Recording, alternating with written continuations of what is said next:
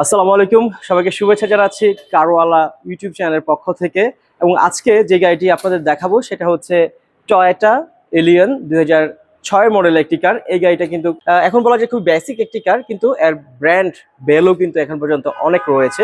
এই ব্যাপারে আমি আপনাদের সাথে পরে কথা বলবো। আগে যদি একটু দেখতে চাই গাড়িটার কি কন্ডিশনে আছে, প্রথমে দেখতে পাচ্ছি যে এই গাড়িটি একটি ডক্টর ইউজড গাড়ি।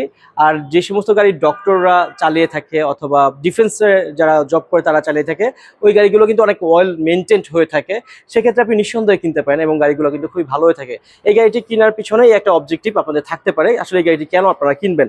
আর যদি একটু দেখাতে চাই যে এই গাড়িটির সামনে গ্লাস, এই হেডলাইট এবং সামনে যে পোর্শনগুলো রয়েছে ওই পাশে হেডলাইট সবকিছু কিন্তু এখন পর্যন্ত অরিজিনাল রয়েছে। এবং এই যে গ্রিলটাও পর্যন্ত এখন পর্যন্ত অরিজিনাল রয়েছে। আমি তেমন কোনো এখানে তেমন বললে ভুল হবে যে আমি এখানে কোনো অ্যাক্সিডেন্ট হিস্ট্রি পাই নাই। যদি আমরা একটু আন্ডার দ্য হুডে দেখতে চাই যে কি অবস্থা রয়েছে, যেখানে গাড়িটি হচ্ছে ভিভিটিআই ইঞ্জিনের একটি গাড়ি এবং আমরা যেটাকে মাল্টি গিয়ারবক্স বলি, সেটা লোকালি যেটা বলা হয় সেই গিয়ারবক্সের গাড়িটি। এবং এই গাড়িটি আসলে সিএনজিতে ড্রিভেন। সেক্ষেত্রে কিন্তু আপনাদের যারা চাচ্ছেন যে গাড়ি কেনার পর সেকেন্ড হ্যান্ড গাড়ি সিএনজিতে গাড়ি কনভার্সন করবেন, সেই খরচটা কিন্তু আপনাদের কমে গিয়েছে।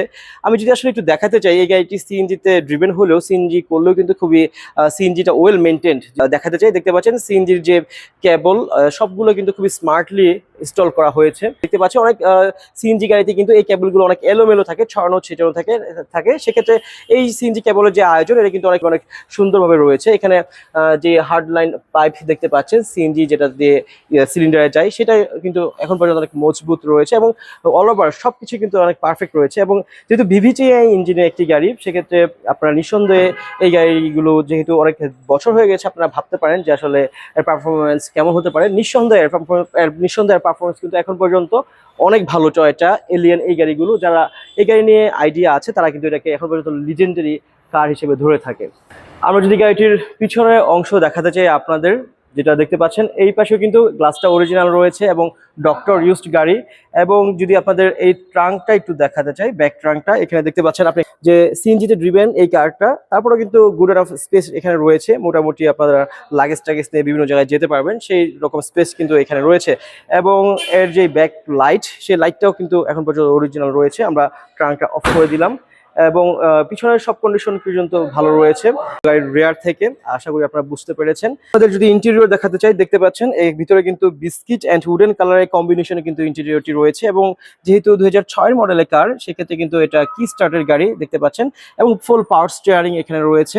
এবং গাড়িটির সামনের অংশ দেখতে পাচ্ছেন, এখানে এসি প্যানেল রয়েছে, মনিটর রয়েছে, গিয়ার শিফটিং বক্স রয়েছে এখানে এবং সবকিছুই কিন্তু অরিজিনাল রয়েছে। ড্যাশবোর্ড কিন্তু কোনো জায়গাতে ফুলে যায় না অথবা ফেটে যায় না, এরকম কোনো কন্ডিশন এখন পর্যন্ত হয় না কিন্তু এই গাড়িটির। এবং যদি পিছনের সিট দেখাতে চাই, দেখতে পাচ্ছেন পিছনে কিন্তু ফুল আপনার উডেন কালারের একটা কম্বিনেশনের সিট কাভার এখানে রয়েছে এবং বেস কালারের উডেন অ্যান্ড বেস কালার রয়েছে কিন্তু পিছনেও। আপনাদের দেখানোর চেষ্টা করলাম এই গাড়ির ইন্টেরিয়রটি।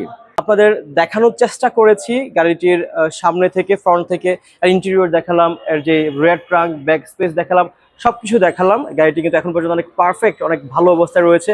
গাড়িটির দাম নিয়ে যদি কথা বলতে চাই, যেহেতু গাড়িটি এখন পর্যন্ত খুবই ওয়েল মেনটেন এবং